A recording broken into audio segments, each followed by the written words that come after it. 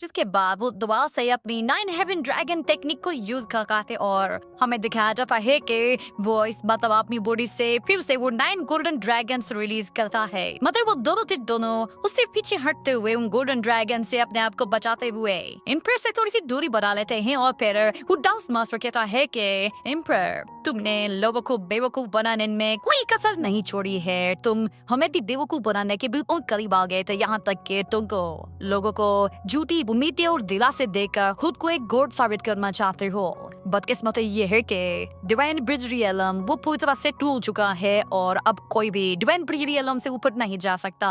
इसीलिए बदकिस्मती से आपको शायद अपनी लाइफ का इंतजार करना होगा, तब जाकर शायद आप इस कल्टीवेशन को ब्रेक कर पाए। मैंने सिर्फ और सिर्फ 18 डाउस स्क्रिप्चर में से 11 डाउस स्क्रिप्चर सो टेक्निक्स को ही मास्टर किया है और मैं आज देखना चाहता हूँ कि मैं इस हाफ कंप्लीट सो टेक्निक के साथ तुम्हारा क्या देखा सकता हूँ। ये किले के साथ वो फौरन से यहाँ पर एक बहुत बड़ी जिन जांग फॉर्मेशन क्रिएट कर लेता है और हम देखते हैं वो जिन जांग मल्टीप्लाई होते जाते हैं और उसके साथ एक बार में ही हजारों सोर्स बाहर निकलना शुरू हो जाते हैं। ये देखते ही एम्पर अपने लाइटनिंग स्पीड के जरिए उन सारी सोर्स को डॉज करते हुए उनसे दूरी बना पाए, मगर वो सोर्स कंटिन्यूसली आए जा रही होती है और उनकी स्पीड भी काफी फास्ट होती है।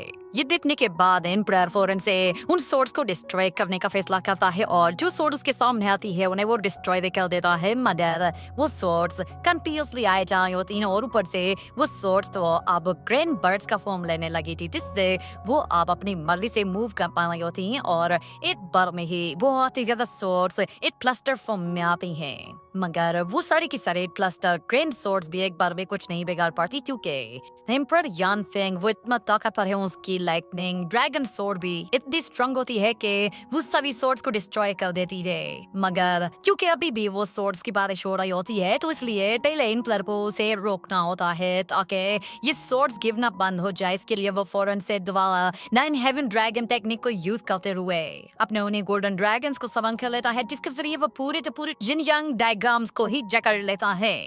और इससे पहले के एम्पर वो अब उन ड्रैगन के साथ यहाँ पर डॉस मास्टर पर हमला किया था, वो डॉस मास्टर भी पूरी तरह से तैयार खड़ा होता है और उस टेक्निक को रोकने के लिए यहाँ पर अपने जिन यांग पावर का इस्तेमाल करते हुए किसी तरह उसे को ब्लॉक कर लेगा है। मगर एम्पर अभी भी उसे टारगेट करने वाला था, मगर अचानक से यहाँ पर लॉर्ड रूमाइन उसके पीछे आ गया है, जिस पर एम्पर भी थोड़ा सरप्राइज हो गया था। मगर वो लॉर्ड रूलाई के बाल बटाई को रोकने के लिए पूरी तरह से तैयार था, पर उसे मालूम नहीं था कि यहाँ पर लॉर्ड रूलाई अपनी स्पेशल पाम टेक्निक को यूज करने वाला है, जिसे वो 20 हेवन पाउंड टेक्निक कहता है।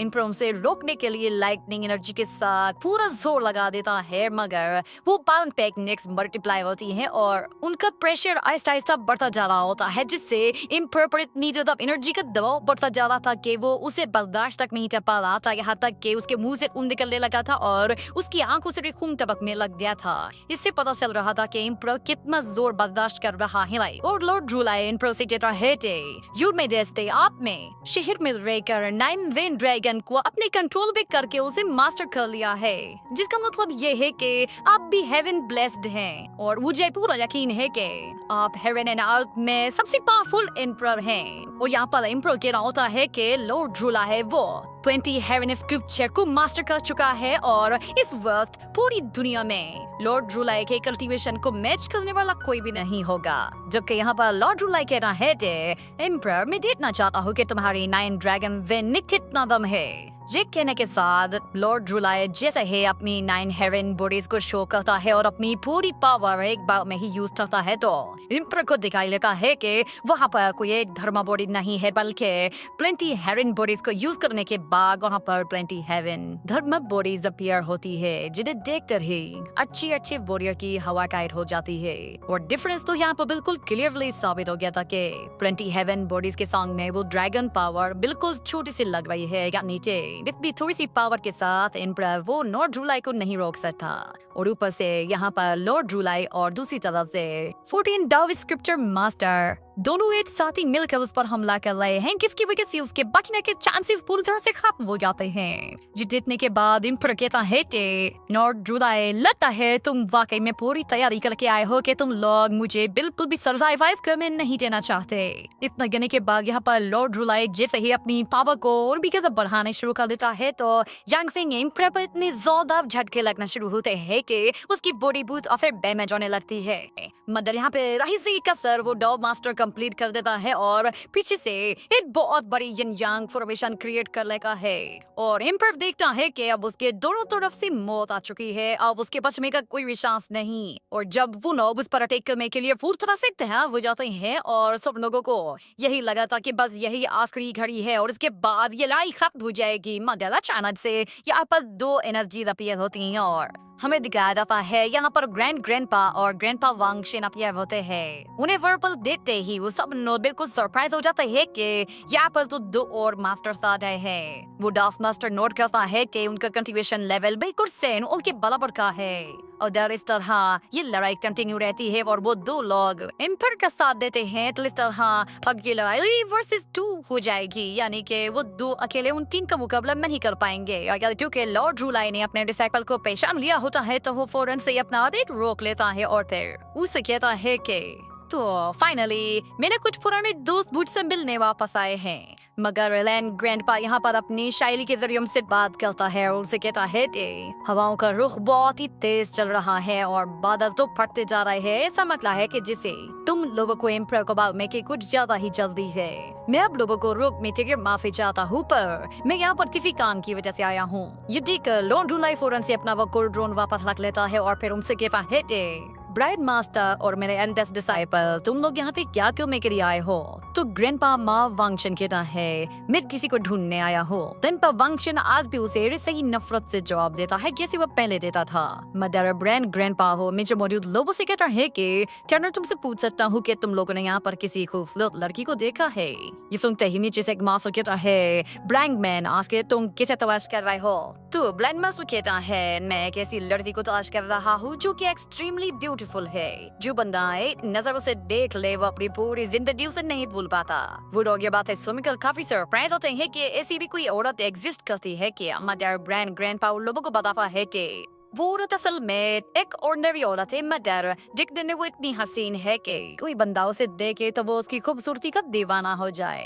मगर बदकिस्मती की बात यह है कि एक एंशिएंट डीमन उसकी बॉडी के अंदर मौजूद है और वो उसकी बॉडी को कंट्रोल कर रहा है। और वो ओल्ड डीमन अगर उसकी बॉडी को कंट्रोल कर ले रहा है तो वो सिर्फ और सिर्फ तबाही फैलाएगा।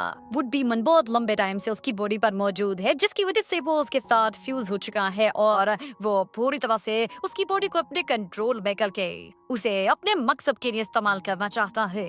हम लोग उस डीमन को सप्रेस करने के लिए थंडर साउंड से लेकर गए के ताकि लॉर्ड जुलाई उस डीमन को सप्रेस करे, मगर लॉर्ड जुलाई ने खुद से ही उस डीमन को वहां से भगा दिया। और उस टाइम से लेकर अब तक हम लोग हेविली डेमोनिक सेक्टी फॉर लीडर की वाइफ को ढूंढ रहे हैं। तो ये बात सुनते ही सब लोगों को एक जोर का झटका लगता है कि वो लोग यहाँ पर ग्रैनी सीयू को ढूंढ रहे हैं। और ब्लैंड ग्रैंडपा यहाँ पर लॉर्ड जुलाई को देखते हुए कहता है कि लगता है कि उस डीमन को रोकने के लिए आपकी पावर भी काफी नहीं थी। तो लॉर्ड जुलाई कहता है इस मामले में मैं तुम लोगों की कोई हेल्प नहीं कर सकता। मदर ब्लैंड ग्रैंडपा कहता है कि ग्रैनी सीयू सिर्फ तुम्हारी वजह से भागी है, क्योंकि तुम्हारे लिए एम्पर को मारना ज्यादा जरूरी था, इसलिए तुम उसे छोड़कर यहाँ इसे मारने के लिए चले आए। इसके उनकर वो डाउ मास्टर कहता है कि लॉर्ड जुलाई आखिर ये दोनों कौन हैं? तो लॉर्ड जुलाई उन्हें बताता है कि वो मेरा सबसे पहला और मेरा सबसे एल्डेस्ट डिसाइपल है और दूसरा बंदा स्टीयर बोर्ड है। ये सुनने के बाद वो डाउस मास्टर कहता है अच्छा तो यही वो ब्लाइंड मैन है जिसके पास 9 हेवन डिवाइन आईज हुआ करती थी और तुम्हारा एल्डेस्ट डिसाइपल जिसके पास 3 हेवन आईज थी। ये सुनने के बाद यहाँ पर हेवनली डेमोनिक सेक्टी वो राइट गार्डियन उन दोनों से कहती है प्लीज हमारी मदद कीजिए, हमारा डेमोनिक सेव यहाँ पर एम्पर को बचाने के लिए आया है और हमारे लीडर ने हमें ये ऑर्डर्स दिए थे कि हमें इन्हें हर हमने बचाना है, इसलिए मैं चाहती हूँ कि इन्हें बचाने में आप हमारी हेल्प करें। मगर ब्लाइंड ग्रैंडपा कहता है अच्छा तो उस बच्चे ने तुम्हें ये टास्क दिया है, ये टास्क तुम्हारा है, इसके साथ हमारा कोई लेना देना नहीं है। और ग्रैंडपा वांगचेन भी कहता है हम लोगों के पास जो मेटल है वो तुम्हारे पैरामीटर स्टडी बहुत ही बड़ा है। जिसके बाद ब्रांड ग्रैंडपा कहता है अगर एम्पर मर गया तो उसकी जगह उसका कोई दूसरा क्राउन प्रिंस आ जाएगा। मगर जहाँ तक बात ग्रैनी सीयू की है और देव एंडर ली टियानजिंग ने कुछ ऐसा कर दिया तो शायद पूरी दुनिया में इसका असर पड़ेगा। और दूसरी तरफ ब्रैड ग्रैंडपा से इम्प्रेसिव कहता है कि क्या आज से पहले तुमने कभी भी फॉर्मर सेक्ट लीडर की वाइफ को कभी देखा था? तो एम्पर कहता है नहीं, मैंने उसे कभी नहीं देखा। तो ब्रांड ग्रैंडपा कहता है ये तो शुक्र मनाओ कि तुम मिल से नहीं देखा, क्योंकि अगर तुम मिल से डेट या होता तो तुम अब तक मान चुके होते। यहाँ तक कि तुम्हारी पूरी नेशन खत्म हो जाती, तुम्हारी फैमिली को ही वो मिट पीने मिला देती। एम्पर कहता है मैं तुम दोनों मास्टर्स को रिक्वेस्ट कर रहा हूँ, प्लीज इस लड़ाई में मेरा साथ दो। मतलब ब्रांड ग्रैंडपा कहता है मुझे कोई इंटरेस्ट नहीं है कहने के बागो लोग वहाँ से जाते हुए कहते हैं हमारे पास बहुत जरूरी टास्क है। ये कहने के साथ वो लोग फौरन से वहाँ से निकल जाते हैं और उनके जाने के बाद उनका एनर्जी और ही इतना खतरनाक होता है कि उसे फील करके वो जनरस भी कांप रहे होते हैं क्या कि ये दोनों किस लेवल के मास्टर से। और दूसरी तरफ ने यहाँ पर मोशन को दिखाया जाता है, उसका वो grim dragon back to back काफी ज्यादा थक चुका होता है और वो कहता है कि अपनी और ज्यादा दूर नहीं जा सकता। इतना कहते ही वो फौरन से मोशन को सीधा एक माउंटेन के ऊपर आकर लैंड करवाता है और थक हार कर वहीं पर ही गिर पड़ता है। और मोशन से कह रहा होता है देख लिया ना इतना खाने का अंजाम, मैंने पहले कितनी बार कहा है अपना वेट कम किया के लब में तुम्हें अच्छी डाइट वाला खाना ही खिलाऊंगा ताकि तुम अपने हेल्थ पर ध्यान दे सको। मगर वो देखता है कि वो डिस्टेंस बहुत ही ज्यादा लंबा है और वो वहाँ से भाग कर तो नहीं जा सकता, इसलिए उसे टेलीपोर्टेशन टेक्निक को ही यूज करना पड़ेगा। वो जैसे यहाँ पर टेलीपोर्टेशन एरे बढ़ाता है तो अचानक से दो एनर्जी उसके पास से होकर गुजरती है और वो देखता है कि वो एनर्जीज वापस उसके पास आ जाती हैं। और जब वो उन लोगों की तरफ देखता है तो वो कोई और नहीं बल्कि उसके अपने ग्रैंडपास होते हैं। जिस पर वो कवर ही ना खुश होता है कि शुक्र है कि आप लोग यहाँ पर मौजूद हैं। मदर वो ग्रैंडपास से कहते हैं तुम यहाँ पे क्या कर रहे हो? और ब्लैड ग्रैंडपा कहता है अगर मेरी नजरें तेज ना होती तो शायद हम लॉजिक में तेजी से जा रहे थे तो हम लोग कभी देख ही नहीं पाते। आज के तुम ग्रेट कंडर साउंड सेट से निकलकर बाहर क्यों आए? क्या वहाँ उन लोगों ने तुम्हारे लिए कोई बड़ी मुसीबत तो नहीं खड़ी कर दी थी? तो भूषण कहता है मैं बिल्कुल ठीक हूँ, मैं बस आप लोगों को कुछ कहना चाहता हूँ, मुझे आप लोगों की हेल्प चाहिए क्योंकि आप लोग भी जानते हैं कि वहाँ उन लॉन्ग में एक बड़ी बैटल छिड़ी हुई है। लॉर्ड जुलाए और डॉन्स्टिक मास्टर वो दोनों ही इम्पीरियल गैम्पिंग को बांटना चाहते हैं। तो ग्रेट प्रमोशन कहता है हम लोग वहीं से गा रहे हैं, ये कोई बड़ा मसला नहीं है। एक हमेशा से होता आ रहा है जब डिलीवरी इम्पीरियल का टाइम पूरा हो जाता है तो कोई ना कोई नया बंदा आकर उस इम्पीरियल का सफाया कर देता है और फिर उसकी जगह कोई नया इम्पीरियल आ जाता है। तुम्हें असली मैटर पर फोकस करना चाहिए। जो सबसे बड़ा मैटर है वो हमारे लिए ली टियानजिंग है। वो जो तबाही लेकर आएगा वो इस इम्पीरियल वाली तबाही से बहुत बड़ी होगी। और ब्लैड ग्रैंडपा कहता है कि अगर तुम्हारी ग्रैंडमा की बॉडी वो पूरी तरह से उसके कंट्रोल में आ गई तो वो उसका मिस यूज करके बहुत ही बड़े बड़े मसले क्रिएट करेगा और फिर हम लोग उसे रोकने में भी नाकाम हो जाएंगे। तो भूषण उन लोगों से कहता है आप लोगों को ग्रैंडमा के लिए बिल्कुल भी परेशान होने की जरूरत नहीं है क्योंकि मैंने ग्रैंडमा को पहले ही ढूंढ लिया है। ये सुनकर वो दोनों ही हैरान हो जाते हैं और कहते हैं क्या तुमने उसे ढूंढ लिया? तो मोशन कहता है कि असल में ग्रैंडमा खुद एक जगह छुप गई है और वो अब दोबारा दाशु में नहीं जाना चाहती। उसे लगता है कि अगर आप लोग उसे ढूंढते हुए उसके पास चले गए तो आप लोगों की जिंदगी को भी खतरा होगा। ये कहकर वो काफी ज्यादा उदास भी होता है मगर वो फिर से ग्रैंडपा से रिक्वेस्ट करता है कि क्या आप लोग मेरी खातिर इम्प्रिंट को बचा सकते हैं। जिस पर ब्लैड ग्रैंडपा कहता है अच्छा तो तुम चाहते हो कि हम तो आई खातिर वहाँ जाएं और उस इम्प्रिंट को लेकर यहाँ आए। ये सच में बहुत ही बड़ा काम है क्योंकि वहाँ पर सिर्फ एक मास्टर नहीं बल्कि लॉर्ड रोलाई के साथ डाउ मास्टर भी मौजूद है। वहाँ से उनके हाथ से इम्प्रिंट को निकालना बहुत ही बड़ा टास्क है। मुझे लगता है कि अगर वहाँ पर इंपीरियल मास्टर भी होता तो शायद वो भी उन दोनों मास्टर से अकेला फाइट में नहीं जा पाता। इस सुनकर मोशन को एक झटका सा लगता है और वो कहता है कि क्या इंफीरियर प्रोसेक्टर वहाँ पर नहीं है? जिस पर ग्रेप वांशन कहता है मैंने उसे वहाँ कहीं नहीं देखा। ये सुनकर मोशन कहता है कि इम्प्रोव इस तरह नहीं मर सकता। जिस पर वो रोबो से कहते हैं कि हाँ तुमने मेरे को सही कहा है, तुम्हारा हेवनली डेमोनेट सेट वो भी उसे बचाने के लिए वहाँ पर मौजूद है। मगर बदकिस्मती से उन लोगों की भी बहुत ही बुरी वाली हालत है। मैंने देखा था वो लोग बहुत बुरी तरह से पिट रहे थे। मगर तुम्हें अपने डिसाइपल्स की परवाह नहीं करनी चाहिए क्योंकि वो लोग चाहे जितना भी पिट जाए मगर आखिर में अगर उन लोगों को अपनी जान बचानी भी होगी तो वो लोग टेलीपोर्टेशन एरिया के जरिए वहाँ से निकल जाएंगे। मगर मगर मोशन उन्हें दोबारा से रिक्वेस्ट करता है और कहता है कि प्लीज ग्रैंडपा मेरी खातिर ये एक बात मान लीजिए, वहाँ जाइए और एम्परर यानफेंग को बचा लीजिए। मुझे पूरा यकीन है अगर एम्परर मर गया तो एम्परर के बाद वो लोग सीधा मेरे ही सेट पर आकर हमला करेंगे और मेरे सेट से ज्यादा उन लोगों को मुझे मारना होगा, क्योंकि मैंने ही एम्परर का साथ दिया है तो वो लोग सबसे पहले मुझे ही मारेंगे।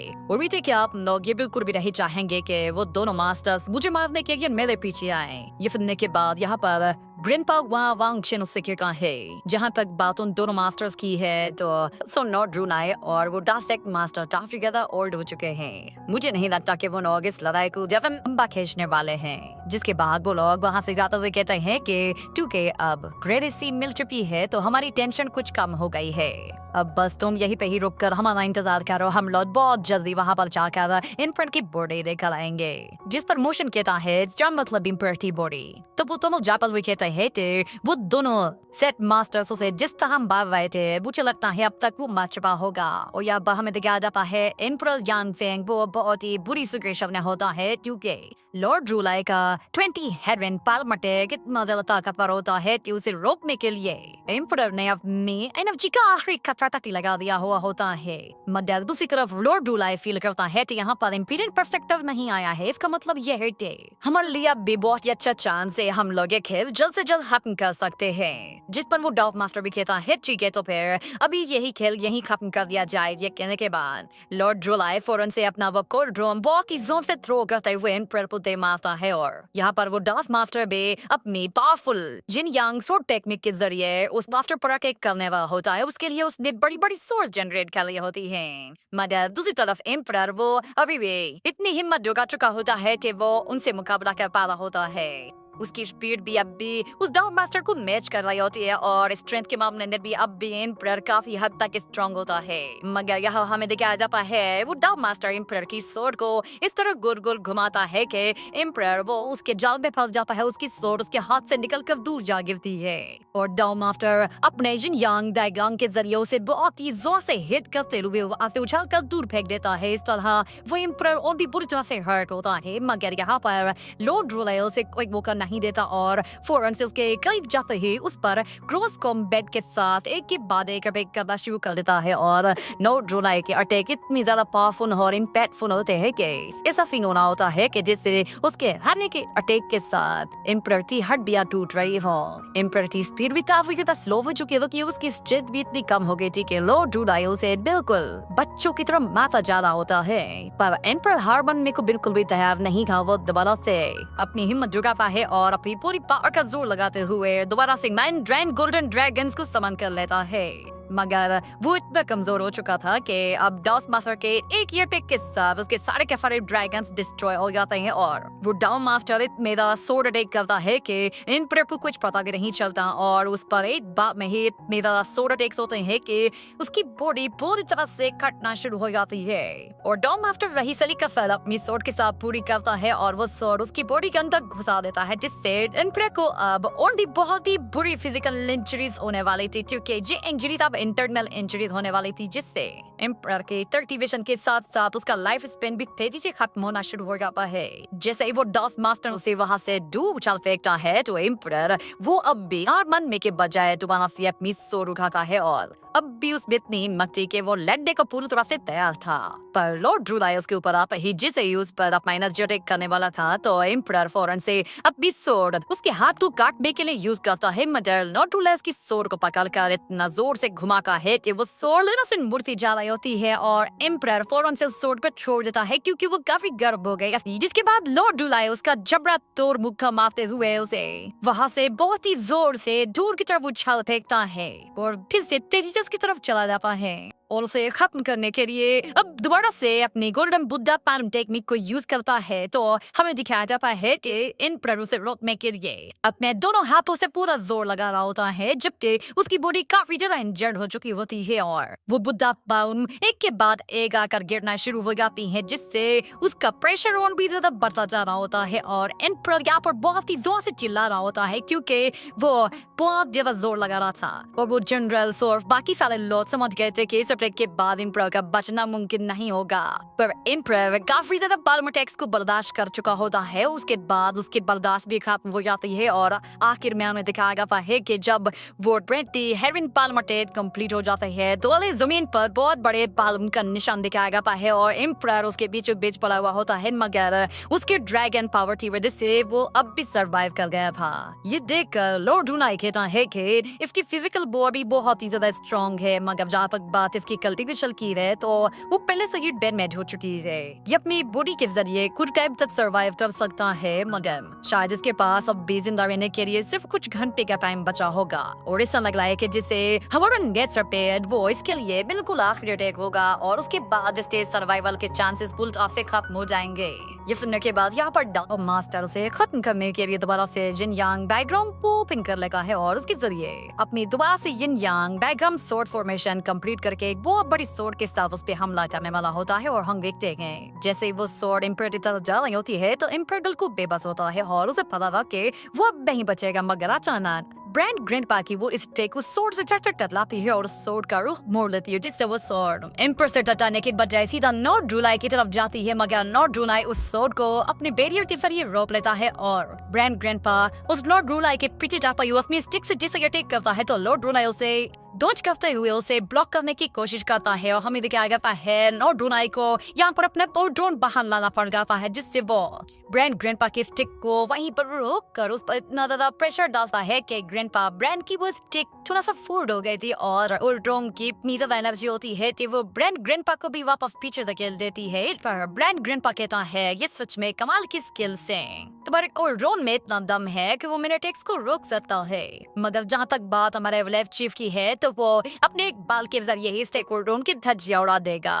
ये कहने के बाद वो लोग जब नीचे की तरफ देखते हैं तो वहाँ पर एम्पर की बॉडी मौजूद नहीं होती, जिस पर वो लोग भी काफी सरप्राइज होते हैं कि यहाँ पर वो ब्रांड ग्रैंडपा भी डिसाइड हो गया है। उन लोगों को समझ नहीं आ रहा था कि अचानक से एम्पर की बॉडी कहाँ चली गई, मगर नॉर्ड ड्रूनाई कहता है भले ही उन लोगों ने एम्पर यान फेंग को बचा तो लिया है, मगर उसकी लाइफ फोर्स वो एक मीडिया कंज्यूम हो गई है कि शायद वो ज्यादा देर तक सर्वाइव भी नहीं कर पाएगी। उसकी इवेशन तो वैसे ही डेड में हो चुकी है तो वो विसे दिया जिंदा रह भी जाए तो हमारे लिए नॉर्मल बोतल की तरह ही रहे डाल के अब हमें उसके लिए परेशान होने की कोई जरूरत नहीं। अगर वो जिंदा रहे तो भी हमें वो कोई नुकसान नहीं पहुंचा सकता।